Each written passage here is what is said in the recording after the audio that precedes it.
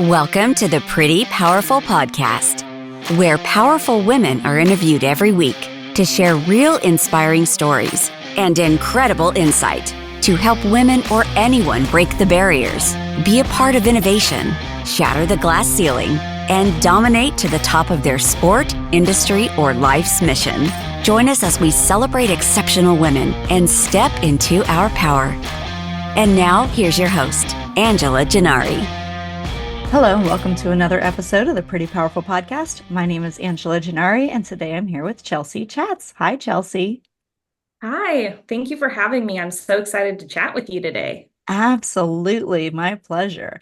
So, Chelsea Chats is an author and content creator, using her voice to explore the beauty and complexities of living in America's southern states.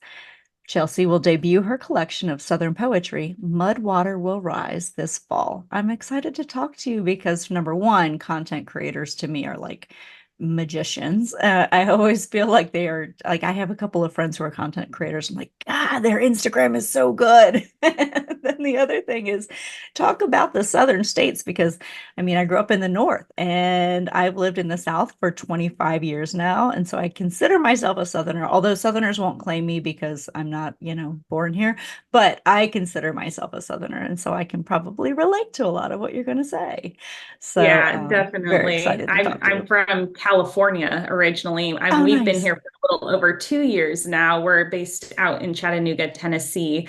And similarly, we actually have a great community here who's been very welcoming, but there are definitely some folks, they're born and raised here, so they're true Southerners. And, being a transplant, you're not always, considered a full Southerner, but, you're part of the community, you're part of the Sure. culture here. And so I consider myself a Southerner as well. Absolutely. So tell me, what are the biggest eye-opening differences that you have found moving to Chattanooga or moving to the South in general? Yeah, definitely. So originally, again, I'm from San Francisco Bay Area, but a while ago, I want to say 2018, 2019, we actually started traveling a lot throughout the United States to see what else was out there, what different types of communities there were. And we actually stopped first in New Orleans. And I was just enamored by the culture there, which New Orleans does have its own, it has its own culture there, right? But so vibrant. The people are full of life. They're so welcoming. And that was my first real entry into Southern culture. And I was just obsessed with the people. And so we started traveling more throughout the South and ended up on Chattanooga. Actually, just to back it up a little bit, during our honeymoon, we did a cross-country road trip, ended up in Nashville, in Memphis, and we had started chatting with some other honeymooners there and people from the area, and they had mentioned, you really got to check out Chattanooga if you love community, if you love nature. There's so many cool things to do there. It's an up-and-coming city. So we just fell in love. We came here and we stayed for a full week, and we actually put an offer in on a house while we were visiting our first week. And we got that house, which was just mind-blowing. So on our way back to California, we're flying and we're like, oh my gosh, we're Tennesseans now. Like, we're doing this. That's We're amazing. So that's essentially how we ended up in Chattanooga, and we just love it here. The community is outstanding. And that's really been the biggest draw, honestly, is the people. Yeah, I can agree with you as a Southerner myself. It's something I love being here. And when I go back up north now, it's funny because I think to myself, like, probably what the Southerners think when they go visit people up north, like, it's just not the same. The welcoming is not the same that you get going to the north as it is coming in south. And so, yeah, I do love it here. It's my home. So yeah, I definitely. appreciate that. It's funny because when we go back to California, we start waving to everybody on the streets now, because that's just like what you're used to. Right. Being in the South, it's like you wave to all your neighbors, you wave to people you don't know, people are just happy to be around. And back on the West Coast, I have to remind myself, like, oh, that's like not the norm here. People are like, do I know you? Hello. Right. I know it's funny because literally, as I was just coming home just now, of course, it's an automatic. And if you don't wave to your neighbors, then they think, oh, that person doesn't live here. Like, why are they here? And so you immediately Mhm. get suspicious of the person that doesn't wave to you. And so I'm waving at neighbors. I'm like, oh, I don't recognize them. They must be. No, but it's like you just have to. You have to wave. It's a thing. And So, yeah, exactly. And I that's love it, awesome. honestly. Yeah, I mean like I said, it's a welcoming environment. It's different than anything I experienced growing up in the North, for sure. Definitely. So, so you tell me about becoming a content creator and an author. Tell me about that journey and what led you there. Yeah, that's a great question. So it's just going back to my childhood, I've always been a creative. Hmm. My parents would buy me journals when I was younger to write in because I I just love loved it. writing stories.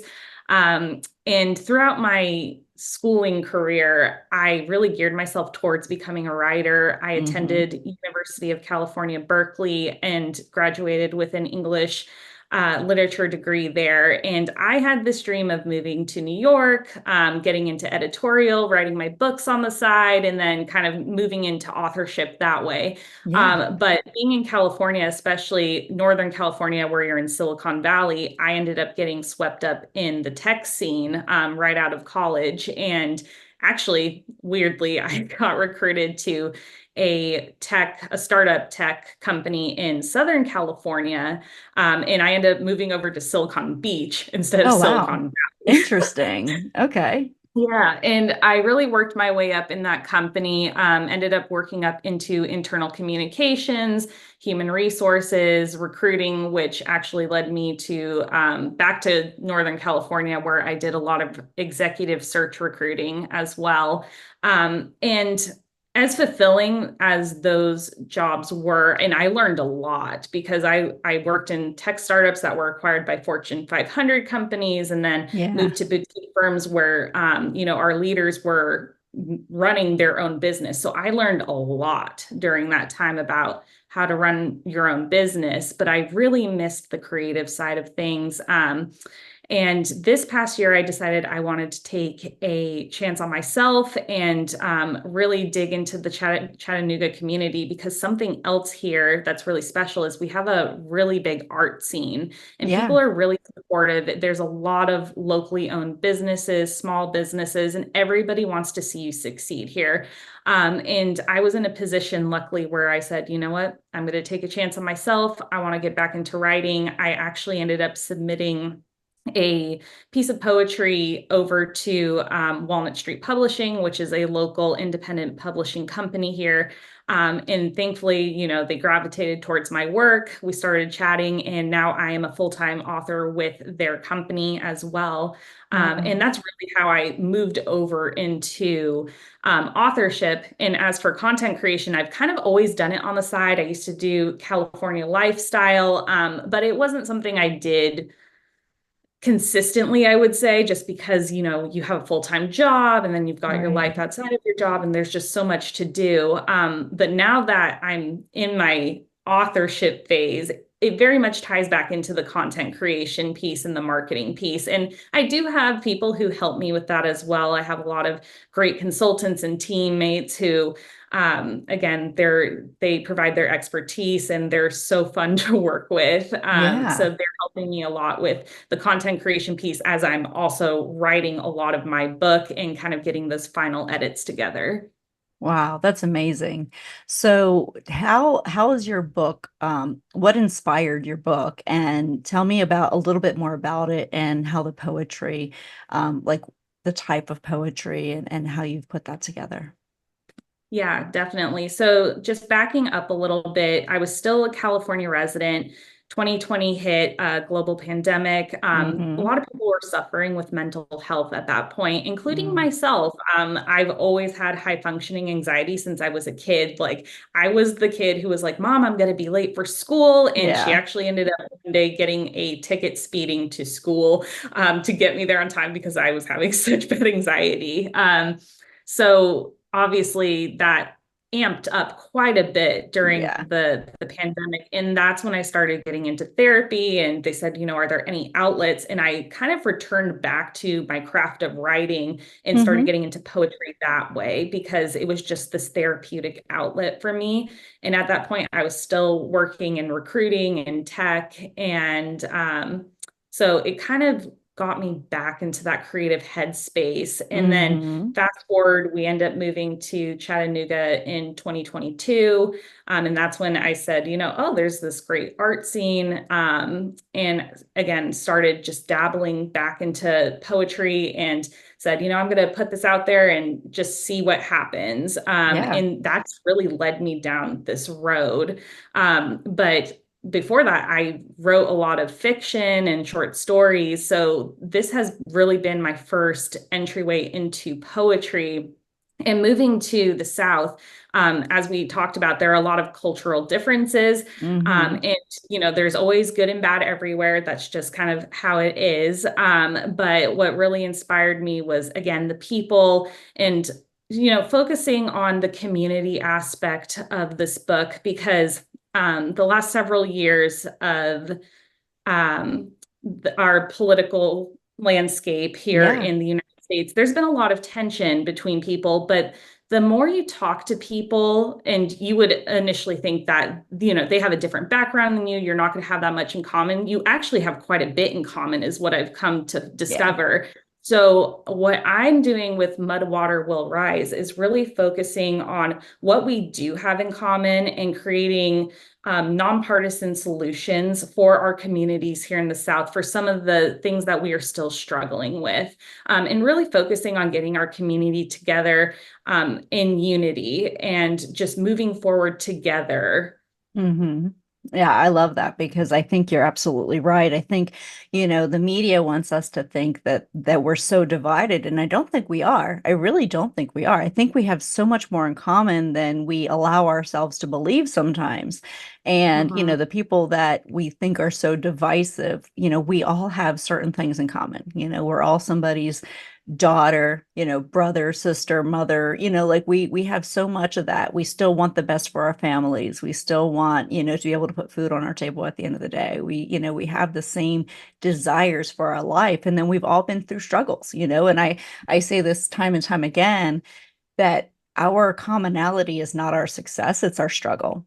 Every Mhm. single person I know, no matter what level of success you have achieved, has been through some kind of traumatic, detrimental struggle, and they have overcome it. And that is one of the things that I feel like it's our connector, is, having to overcome obstacles because it takes tenacity and grit and strength.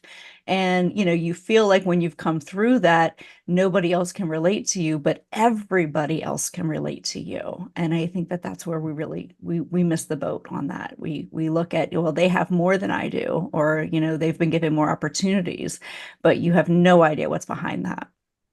Yeah, definitely. Everybody has a struggle. And just because you don't see that, like, for example, as a content creator, you see the Hmm. highlights of my Yeah, life, right? of course. You're not seeing the struggles. I think I had mentioned to you earlier, I have a Hmm. 16-month-old at home, which is Yes. amazing. I'm so Hmm. blessed to be able to have my daughter here and to be able to work, but it's a challenge. You don't Yeah. see the challenges behind the scene. You don't see the challenges of trying to really start your own company while being a Hmm. mother to a 16-month-old. Yeah. And my husband, he's also in a startup as well, and they're getting things off the ground. So our life is really chaotic in the best way. Yeah. Again, we're really blessed, but again, people don't see the struggles behind the scene. And then in addition to that, a lot of people don't know, but I was hospitalized actually in May with Crohn's disease, and Wow. that's something else I've been working through. It's about at least a 6-month recovery, if not longer. Wow. So I've been pushing myself through this sickness, so trying to obviously take care of myself, but I also have these responsibilities as a mother, as a wife, as a business owner, as an author, Hmm. and just trying to get the business off the ground while all these things are happening behind the scenes. It's challenging, and Yeah. uh, that goes for everybody. There's always something, there's always a struggle and a journey you don't know about. So I love that, you recognize that as well. And Yeah. again, I think you're correct in our struggles are really what connect us, but a lot of people don't necessarily want to talk about that, which of course, you Yeah. want to keep things light and, have fun with your conversations. But when you dig into it, you really do realize you have so much more in common, which I Absolutely. think is something that really unites us as a community. Absolutely. So when you're writing your book, tell me a little bit about some of the things that you've put into your poetry and where that inspiration has come from. Yeah, definitely. So there are a few different sections of poems. The first one is really about nature. I'm really big on preservation, Yeah. conservation. We actually lead a volunteer group here called Keep Chat Clean. Okay. And we've been recognized by our Chattanooga Parks Department, and we actually adopted a park called Renaissance Park here. We do monthly trash cleanups, landscaping initiatives, and we're planning to do river cleanups at some point as well in the coming year, which we're really excited about. That's great. So Yeah. a lot of my poetry focuses on Mother Earth, nature, treating her with respect and making it better for future generations to come. But it also taps into spirituality as well, and communing with nature, and what can happen when you insert yourself into the natural world and kind of take away all these advancements we've had in society, which again are great. We're able to connect, like today, we're able to connect and Sure. chat via podcast, but it's really grounding to get back into hmm nature. So I have a lot of poetry that focuses on that, especially the southern landscape. That was another thing that drew us here. It's just so green, so luscious. And the people really, really respect nature around here in Chattanooga. So it's just so uplifting to see. I also have some more poetry that focuses on Southern history, haunted lore, some fun things. And again, a lot of it is local Chattanooga legends. But I do dig a little bit more into the Southern region and some other stories. And then I had some of my own inspired stories as well, just having fun with it as I was That's going along and doing a awesome. lot of research. Oh, that's awesome. Yeah, the third is again just kind of tapping back into political reform, and it's really focusing not so much on the political parties, it's Uh-huh. focusing on nonpartisan solutions for issues that we continue to struggle with today and getting everybody to unite as a community. And that leads me to my fourth section of the book, which again just talks about community and coming together and focusing on the things we do have in common. Yeah. So it really has a wide theme, if you will, but all hmm relates back to Southern culture in some way or another. Oh, that's fantastic. I love it. So tell me some ideas about how to unite us because I'm a big believer in that too. That's why I do the podcast. The podcast is kind of to bring to light some issues that women are dealing with that we need to be talking about out loud. And to make them known. I have so many men that I just have so much tremendous respect for. But sometimes, when they hear things on the podcast, they're like, I had no idea. Like I had no idea Mhm. women get less than 3% of venture capital. I had no idea that, it wasn't until the 70s and 80s until women were able to get a bank account on their own and get a business loan and like really truly be a business owner without a male partner. Like they sometimes they just don't know. And that's perfectly okay because, Maya Angelou, who is one of my favorite poets, has always said, you do the best you can with what you know, and when you know better, you do better. And I think that's one of the beauties of learning. Yeah, definitely. So my book has a little section where it's action items you can do or Yeah. that you can take into this year, especially because it's a political election year. So um, one of the things is vote. This is strictly Tennessee that we're talking about, but we have one of the lowest voter turnouts in the country, if Really? not the lowest, actually. Yeah, we Wow. rank last. We have a high of 22%. It dropped to 14% this past primary election, actually. So Wow. a little disappointing to see. And I think a lot of people don't realize their voice has an impact, and we're not really getting a real sense of what the people want at a mere 14%. So just encouraging people to go out and make their voices heard is really the biggest hurdle right now.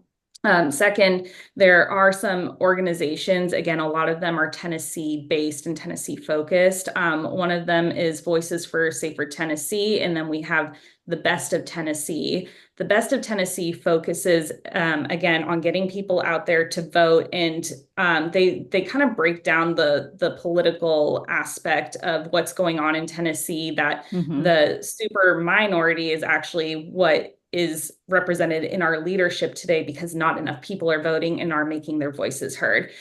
So just making sure that we can dig into what type of leaders we really need and want to continue to progress forward here in the state. Voices for a Safer Tennessee is, again, a nonpartisan solution for firearm safety. As you know, there was in our area, especially closer to you, there was the Appalachia shooting just a few days ago. It's something that continues to plague not only Tennessee, Georgia, the South. It's a big issue across the United States of America. Right. And you want to make sure that you're not infringing on people's rights, but you still want to progress forward and make it safe for our children and our communities. So that's really what that organization focuses on, and they have a lot of different ways you can get involved, volunteer, donate. But those are just a few of the highlights in my book, and there are a few other things. I have a lot of resources that people can look into as well, again, nonpartisan, because this really is focusing on getting everybody on the same page and making sure that we can move forward together as a community. Right, absolutely. Yeah, the Appalachia shooting is tragic. I mean, just tragic. And, it just goes to show that, we need to heed warnings a little bit better. I know the FBI had investigated him a year prior, and, nothing was really done. So it's tragic what's happening in the world. And, having our children have to do, school shooting drills is scary. But I do believe that the school shooting drills save lives, because, when it started, I think it could have been a lot worse, but the teachers reacted very swiftly, as did the resource officers. So thankfully, it was not to the scale of like the Uvalde shooting, for example. Yeah. Because there was such swift action, and there was a very, very immediate response, which was great. Unfortunately, I wish it never happened at all, but the fact that we can move quickly, even though we hate doing these active shooter drills, it does save lives for sure. So yeah, definitely. That's something we started implementing back when I was in high school, and I remember just being so confused. Like, why would anybody want to do this? Why would anybody want to come on campus and hurt us? And it just, again, it goes back to making sure that we have processes and procedures in place to make sure that, responsible gun owners are the ones that have firearms in their hands. And, investing in mental health as well is something that we really need. That's the key. Yeah. I mean, the mental health crisis in America is what I think drives so much of this. I mean, and I hate to say this, but I blame some of that on the media and on, social media and what's going on with pushing agendas, because I think that also just adds to the anxiety and adds to the fear, and just creates this world that is so divisive. And I don't think the world is that divisive, but I think if you look at the news or you look at social media, you would believe it, because that's what's being pushed out there, and it's not reality. I don't hate any of my neighbors. I don't hate any of my, like the people that I interact with. Like I don't have that hatred that you see in so much of the media. So I think that definitely people need to get out into the world. Yeah, definitely. The 24-hour news cycle has been draining people for a long time. And as you mentioned, instilling this fear that is not necessary. And it's not reality either. Yeah. We need to be aware of the great culture we have and where we still need Mhm. to make improvements, but we don't need to instill fear in people. And I think Yeah. that's really what's been dividing us for a long time is, we have this two-party system where it's like you have to choose one side or the other, but it's Yeah. really not about that anymore. And I think we're starting to shift that culture into, okay, what leadership is really going to represent the people? Right. And again, just coming together united as a community. So that's really what inspired a lot of my book, honestly.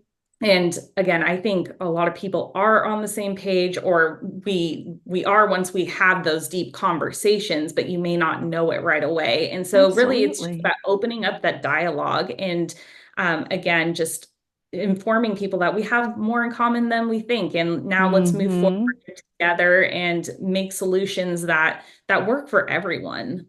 Well, and I love that your book really focuses on community and bringing people together. And I think that that sets a great precedent, as you as a mother, think about what you're doing, what is the world you're leaving your children? And you want that world to be united and not divided. And so if we can create that environment where we're creating unity and we're creating that we have more in common than we have different, I think that that Mhm. really kind of lends to bringing people together and making us understand that, being connected 24/7 to news and social media is not real life. Getting out into your community, volunteering, joining community groups, that's real life. Those are where you really interact with humans and you see them for who they are and not whatever it is that, you're seeing on the media. Yeah, definitely. And that again is something that drew us to Chattanooga. It's just the community is so involved here, whether Yes. you're a business owner, you're a parent, even like if you're just a young adult out and about, there are so many people who just want to do good. And Yes, it's amazing to absolutely. see. And it's Hmm. not that people in other parts of the countries aren't like that, but it's just so ingrained in the culture here. And that's something that I absolutely love. And I want to promote to everybody, not just Southerners, but people across America as well, and say, you can do this. You can get involved in your community. You can lead these amazing volunteer groups or whatever it Yeah. may be. Yeah. You can make a difference. Your voice makes a difference, and that's really the message I want to leave with readers. Absolutely, 100%. And I think if you just find a cause, like I'm super busy, I have a lot going on at all times, between the podcast and running my business and being a parent and, all those things. So I'm no less busy than anyone else, but it's still a priority to volunteer. It's still a Yep. priority. I signed up yesterday to help junior achievement because they're looking for, high school people or to coach high school students and starting their own business. And I'm like, this is something I know about. Like, it's going to be Hmm. 3 hours out of my day, but it could, make a change in somebody's life. And it's 3 hours, like you can't tell me you don't have 3 hours, right? And so Yeah, it's three exactly. It's all hours a about month. what you Yeah. Yeah, it's what you make a priority. And a Hmm. lot of people also don't realize this, but for example, with our volunteer group, Keep Chat Clean, we tell people bring your kids, we Yeah. provide water, we Yep. have trails specifically for kids and families so that, they're not getting too much into the weeds, they're not running into any weird wildlife, Yeah. but they're making an impact and you're spending time with your family. It's amazing. You're getting to Exactly. know neighbors in your community, you're making new friends. So a lot of people don't even realize, that you get that aspect when you get out and you volunteer or you get out into your community in one way or another. And it's Hmm. just so impactful and amazing to see and how excited people get once they've done it once. They want to keep coming back and they want to keep making Absolutely. that impact. So definitely, whatever it might be, I definitely recommend people just get out into their communities and do, as you Hmm. mentioned, what you have knowledge about or what Hmm. you're passionate about and Hmm. just get out there. Absolutely. Yeah, absolutely. I think everybody should, as much as it's called volunteering because it's, not mandatory, I really do think it should be mandatory more because I think you get so much more out of it than you give. And people don't understand, the value of volunteering and the value of working in your community and building community and uniting with other people who have a common interest. So there's just so much value to that. So thank you Definitely. for being being so passionate about building a community, because I think that's really important. And I think it's something that we need to be putting, into the communities, just the importance of it, and letting people know that this is the way that you spend time with your family. This is team building. This is company stuff. There's so many ways Yeah. that you can do it, and it kills two birds with one stone per se, so you can spend time with your family and volunteer. You can spend time with your work people and volunteer. So there's just a lot that comes out of it. Yeah, So, definitely.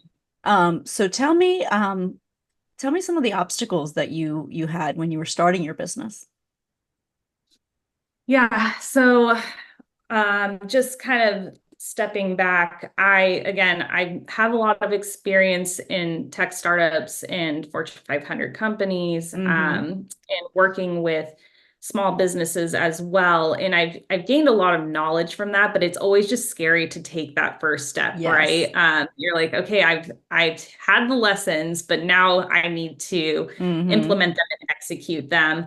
But something that's made it a little bit less scary and made me lean a little bit more into, okay, I can do this. I can be successful in this is, again, just kind of going back to community. I've been very fortunate to meet so many entrepreneurs, amazing professionals here in Chattanooga. And again, everybody just wants to see everybody succeed. And we're all Absolutely. supporting each other's businesses. So I've hired some consultants who are helping me, thankfully, with my book launch. They themselves have been New York Times bestsellers, so I'm Wow. taking all of that knowledge in now. I'm always continuously learning, but just going back to the obstacles, sometimes it's the resources and trying to figure out where do I go next and who can help me achieve this goal. And I've been so fortunate, again, just to happen upon these people really in the Yeah. community. Actually, one of the best consultants that I've worked with, my neighbor, actually was the one who recommended them. They're like, "Oh, I have a daughter-in-law who works at this company, and they do like website development and they do SEO marketing, and that's all stuff I know nothing about. Like, I can Right. work WordPress, I can write blog posts, but I'm not somebody who can sit there and do HTML or do any type Right. of coding. So ended up through a neighbor, just the goodness of their heart, giving me that information, and that one resource leads to another resource, and then once you have Mm-hmm. those good relationships and connections, you trust their opinion of other people, and then that's how you start to build this professional community around you. So really, it's been the resource part of me, but once I found the resources, and then that opened so many more doors to, again, just success and Yeah. okay, I can do this. And it's so reaffirming to be not feel like I'm alone in this, because I know that can Absolutely. be very isolating being an entrepreneur. So Mm-hmm. Yeah, fortunate. absolutely. Well, and I say that all the time. I always say one of the hardest parts about being an entrepreneur is feeling like you're on an island by yourself. It's very lonely. And so if Mhm. you can start building out your tribe of people that you can consult with, tribe of people that, you can share, hey, this is what I'm struggling with. Have you ever been through this? Can you advise me through this? And so just finding your tribe is one of the most important things that, entrepreneurs learn when you start a business, because it is very lonely. And if you insist on doing everything yourself, you're going to take it, it'll be 10 times harder, and you're going to spend 10 times more money, and it's Mhm. going to exhaust you. So, Yeah, that was something I tried to talk to leaders about in some of hmm. my previous roles as well. Obviously everybody has a budget to work with, which it makes sense, but at some point it's almost better to just hire a professional and spend that Yeah. initial money versus trying to do it yourself 10 times over and Yeah. spending even more money and more Yeah. budget to get a lesser outcome than what you had hoped. And that's something I also just implemented into my own business, is like, okay, I know this is an investment, but it's going to be worth it at the end, and then I'm going Yeah. to be able to get 10x back eventually once the ball gets rolling. So that's something else I also talk to people about, just because again, it seems like such a big investment, and it is. I don't want to diminish it. It really Sure. is. But you save so much time and money in the long run when you're able Mhm. to build out that community and that tribe, as you had mentioned, and they can help you move things along. 100%. Yeah, I just hired an SEO company, but it was the same thing. It was one of those like, well, I can probably do this myself. I can probably figure this out. But then, if you factor in the time cost of it all and, what Mhm. your time is valued at and what you could be doing instead of learning a whole new industry and then doing it, halfway what somebody else would be able to do, like you're Mhm. never going to excel at it. It's not your level of expertise. And so yeah, somebody else is going to be able to do it a lot better. And even though it costs more, you're saving yourself an immense amount of time in the education of it. So, Exactly. And, that time could be spent with your family, it could be hmm spent volunteering, it could be hmm spent, doing something else for your business. So really at the end of the day, and that's something I learned, I got burnt out really fast in the yeah, technology industry. My time and my balance and my mental health is worth a lot more than trying to figure these things out on my own and try yeah, and move forward on my own. And again, it just goes back to community is what it is. 100%. Yes, absolutely. So, what advice would you give to your 18-year-old self? Oh boy, I have a lot of advice. I know. 18 I year want to sit old. myself down and have a real conversation. Yeah, exactly. I think the biggest thing is recognize your talents, know where your improvement areas lie, Mm, but also know your worth. And this was something really big throughout my career. I just going back to childhood, I've suffered from high functioning anxiety, and that leads to a lot of perfectionism as hmm well. And there's no such thing as a perfect person. Right. We all make mistakes. We all have learning opportunities that we could tap into. And hmm um, I think I held myself to an impossible standard for a long time, and I would almost make that an excuse for some of the unconscious bias and things happening in my company. I'd be like, I need to pay my dues. I still need to learn this. I need to do that, and like I didn't recognize all the skills that I had gained along the way and all the expertise I gained along the way, and eventually it did lead to burnout. And actually my superior, I told her, I was like, I think I need to start looking for a new job. Like I've gotten everything I can out of this, and I want to be upfront with you so that you can start looking for a replacement.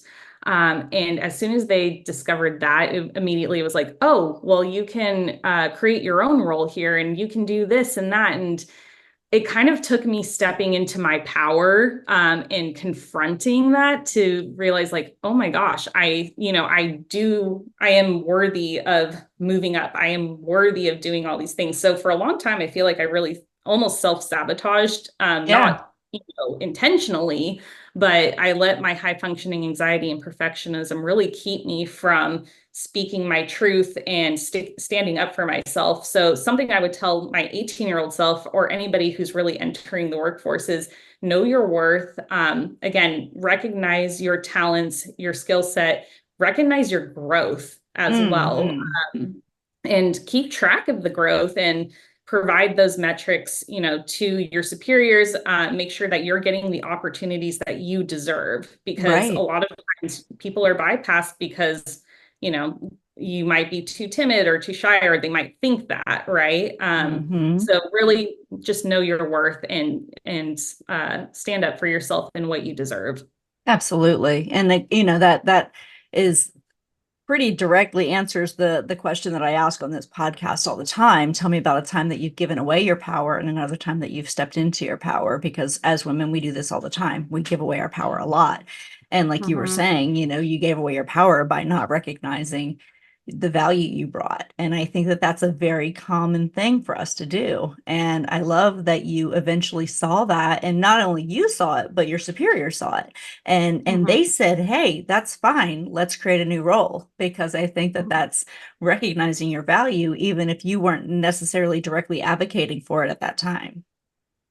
Yeah, definitely. And I feel like that was really the spark that, again, it just ignited that, oh my gosh, I am worthy of this. And Yeah. people do recognize all the talents I have and they don't want to lose me and they do care if I leave the company, which was really empowering because originally I didn't know if they would care, you know? Yeah. And people are oftentimes so busy and they're not thinking necessarily about your growth. So you need to step into that power and really advocate for yourself, especially as a woman in the workforce. There's a lot of unconscious bias and people have good intentions, but sometimes, again, they get caught up in their own stuff. They have things in the back of their head that, they may have been taught in the past and it's still just kind of jumbled up back there. So Yeah. you got to break through that a little bit. Yeah, and I think, human nature is that you focus, you're very, centered on what you're doing and your Mhm. needs, and so when you have somebody who's in your office who's not necessarily advocating for themselves, maybe it just, and it's very hard because in my mind, I'm like, well, if they wanted that, they should ask for it. But not Mhm. everybody's going to do that. Not everybody's going to step into that power and say, hey, I think I deserve a promotion, or I think I deserve this. You have to sometimes recognize that, hey, they're doing a really great job, and I think it's time to move them into a new position. Yeah, definitely. And that comes down to great leadership as well, right? Right. And making sure that you are one, not only advocating for yourself, but that you have a mentor or a superior who can really back you up. That's been Yeah. huge for me too. Just having these powerful female mentors in throughout my career has been absolutely amazing and such a blessing Hmm. to see how they handle themselves in a professional environment. And it's just been life changing for me. So yeah, Yeah. definitely having the willingness to advocate for yourself, but also recognize, the leadership behind it and making sure that you have somebody in your corner. Absolutely. Yes, absolutely. So, Chelsea, I've really, really enjoyed talking with you. This has been a lot of fun, but I have one more Yeah. question for you. Okay. What do you wish more people knew? Oh my gosh, what do I wish more people knew? That's a really good question. I feel like there are so many ways you could answer this. What do I Yeah. wish more people knew? Again, I feel like this kind of goes back to my last answer, but just knowing your worth. And I will say I think I had a poster actually in my cubicle for the longest Uh-huh. time. It was like, know your worth. And I had all these like inspirational mantras, but I never actually internalized them. Yeah. Yeah. They were more like aspirational and inspirational, but I didn't actually believe them.